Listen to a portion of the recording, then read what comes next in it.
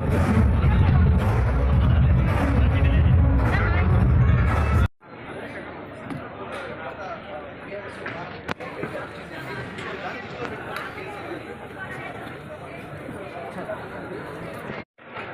ప్రజలంటే ఆయనకు లేని ప్రేమ.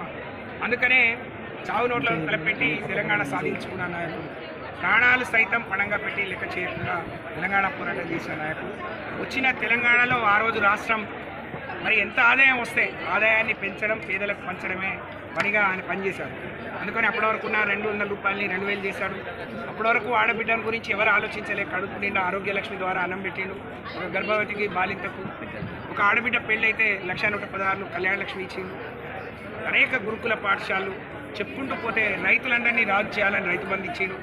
ఒక రైతు చనిపోతే ఒక ఉద్యోగిలాగా ఆయనకు బీమా కూడా ఏర్పాటు చేసింది. మరి ఇవాళ అధికారం కావాలి, గద్దెని ఎక్కడమే, పీటలు ఎక్కడమే